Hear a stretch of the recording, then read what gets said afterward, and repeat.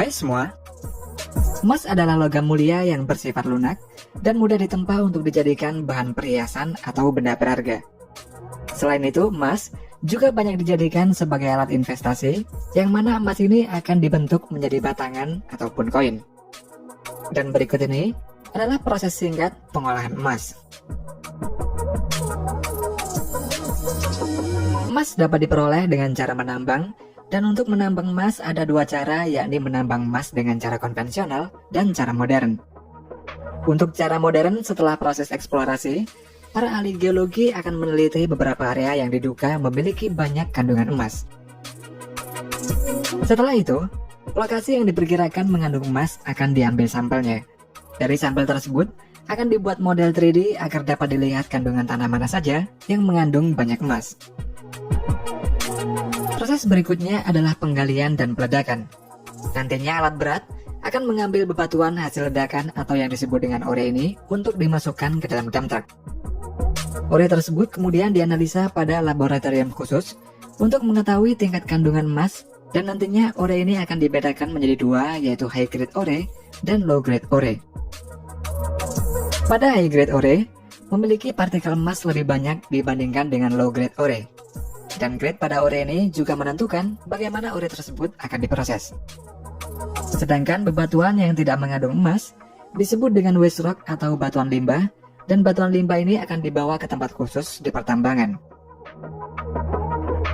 Untuk low grade ore akan dibawa ke leach pad, sedangkan untuk high grade ore akan dibawa ke pabrik pengolahan emas.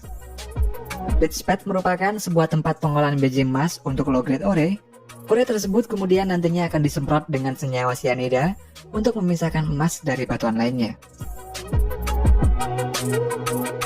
Cairan emas yang dihasilkan dari penyemprotan sianida tersebut kemudian akan dikumpulkan pada reservoir, lalu dipompa menuju tangki-tangki yang mengandung partikel karbon. Cairan emas itu kemudian akan menempel pada partikel karbon tersebut, lalu diproses lagi menggunakan stripping proses, yaitu proses pemisahan yang nantinya akan menghasilkan senyawa emas yang kemudian menuju proses selanjutnya lagi. Sedangkan untuk high grade ore akan dibawa menuju pabrik pengolahan emas. High grade ore akan dimasukkan ke mesin penggilingan sehingga akan menjadi fine sand atau ore berbentuk butiran halus, dan nantinya akan menuju ke proses terakhir, yakni proses memisahkan emas dari pasir. Namun tidak semua ore butiran halus ini langsung menuju ke proses akhir, karena ore yang mengandung sulfida akan melalui beberapa proses lagi sebelum menuju ke proses akhir. Hasil dari semua proses tadi kemudian akan menjadi slurry, dan slurry ini kemudian menuju ke tangki-tangki yang mengandung campuran antara senyawa sianida dan karbon.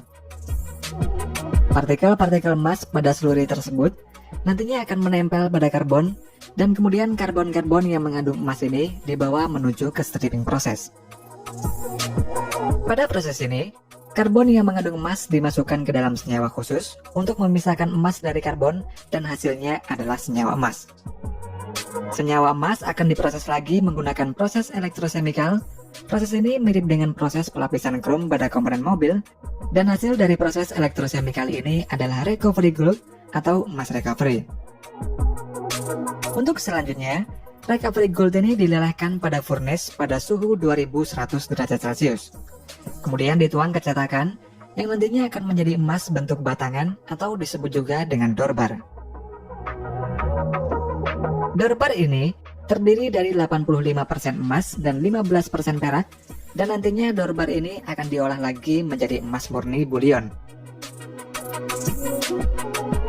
Bullion merupakan istilah umum untuk menyebut emas atau perak murni dengan kemurnian minimal 99,5% dan berwujud batangan ataupun koin untuk dijadikan aset investasi. Untuk emas murni atau emas 24 karat biasanya hanya dipakai dalam komponen elektronik saja.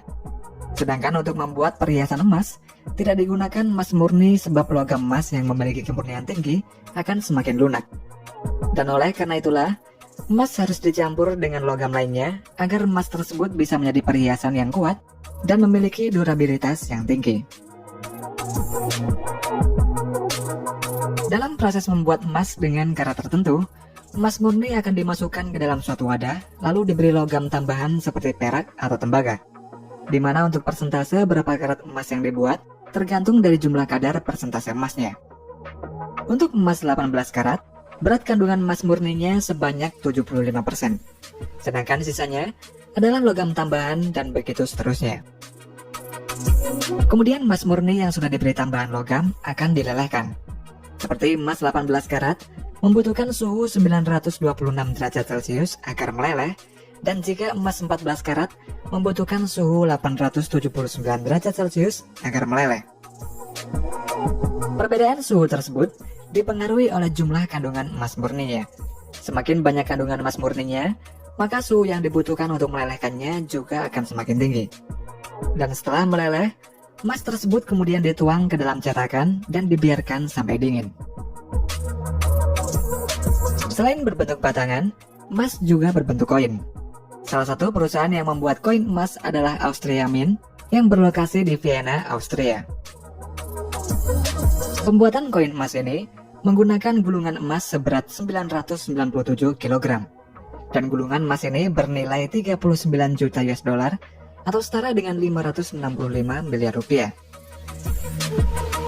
Gulungan emas tersebut kemudian dimasukkan ke dalam stamping mesin sehingga menjadi bentuk koin emas, dan sisa emas yang tidak terpakai akan diolah lagi pada pabrik ini. Kemudian koin emas tersebut dimasukkan ke dalam coining mesin, dan pada proses ini koin-koin tersebut akan dicetak menggunakan cetakan khusus pada bagian permukaannya. Dan setelah dicetak, nantinya akan dicek terlebih dahulu kualitasnya, lalu dikemas dan siap untuk dikirim ke konsumen. Sedangkan untuk koin emas yang terbesar di dunia pernah dibuat di Australia. Koin tersebut dibuat oleh perusahaan Port Mint dari Australia dalam rangka menyambut kedatangan Ratu Elizabeth ke kota yang berada di Western Australia. Koin emas ini memiliki berat 1012 kg, terbuat dari emas murni 99,99% dan memiliki diameter 80 cm serta tebalnya 12 cm. Pada pembuatannya, emas yang sudah dilelehkan pada furnace dimasukkan ke dalam cetakan. Lalu emas tersebut dibiarkan hingga mendingin selama beberapa jam. Setelah itu, diangkat dari cetakan, kemudian bagian permukaannya dipahat secara manual. Lalu digosok menggunakan alat khusus agar mengkilap.